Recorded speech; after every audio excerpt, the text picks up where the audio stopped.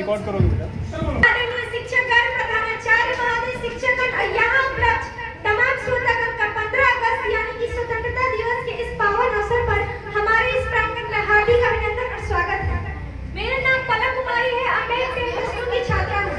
मेरे और मेरे सहपाठियों के द्वारा एक नुक्कड़ नाटक प्रस्तुत किया गया है जिसका शीर्षक है नारी का अधिकार, जिसमें नारी से परिवार, धर्म, समाज और संस्कृति के द्वारा उसके अधिकारों का हनन किया जा रहा है। तो आइए आगे के किरदार को इस नाटक के माध्यम से समझते हैं। इसी के साथ मैं अपने नाटक का शुभारंभ करने जा रही हूँ।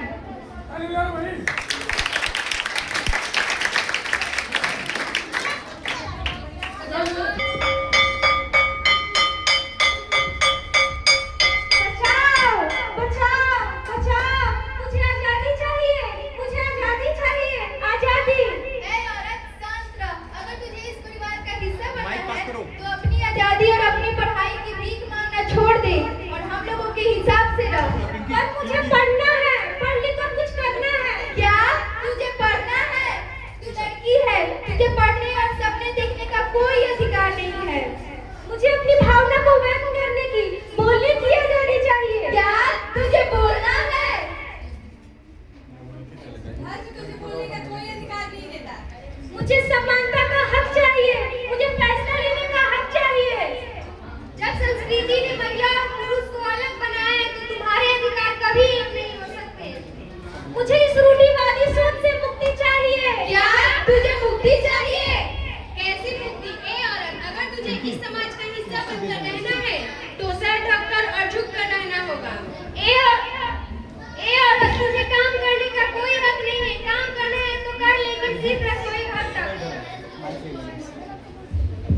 ए औरत, तुझे बोलने का कोई हक नहीं। तू उतना ही बोलेगी जितना हम चाहेंगे।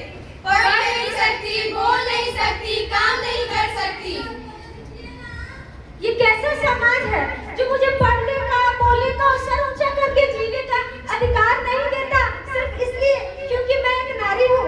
वो कहते हैं ना कि नारी निंदा ना करे नारी न की खान, नारी निंदा ना करे नारी न की खान, नारी ने है पैदा किए राम कृष्ण हनुमान। हम उस नारी की अवहेलना करते हैं जिस नारी ने स्वयं राम कृष्ण हनुमान को अवतरित किया। उसके अधिकारों को छीनने वाले हम कौन होते हैं? तो आइए नारी पर मैं संगीत गाती हूँ। नारी का भाग्य भगवन तूने कैसा बनाया है, हर युग ने नारी को कितना सताया है। नारी का भाग्य भगवन तूने कैसा बनाया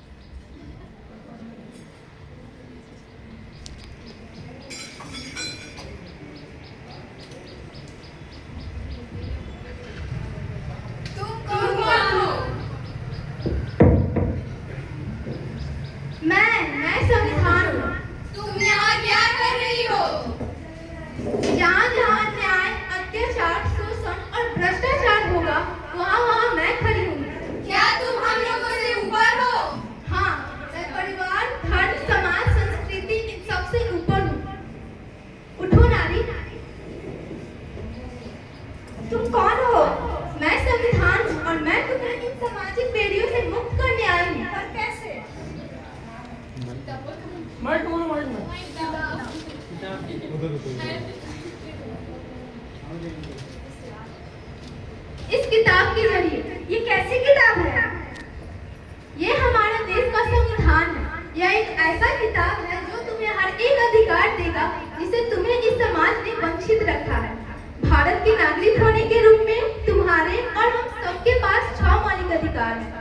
समानता का अधिकार, स्वतंत्रता का अधिकार, धार्मिक स्वतंत्रता का अधिकार, शैक्षिक व संस्कृति का अधिकार, संवैधानिक उपचारों का अधिकार एवं शोषण के विरुद्ध अधिकार।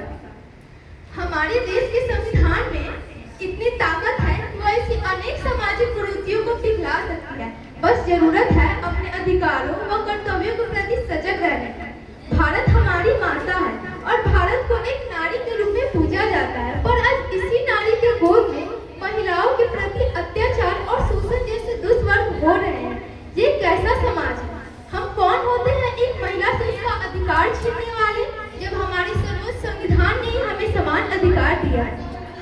हमारे देश का संविधान ही एक ऐसा संविधान है जो जाति, धर्म, संपदा, ऊंच नीच इन सब से ऊपर उठकर सर्वोच्च समाज बनाने की एक नींव रखता है।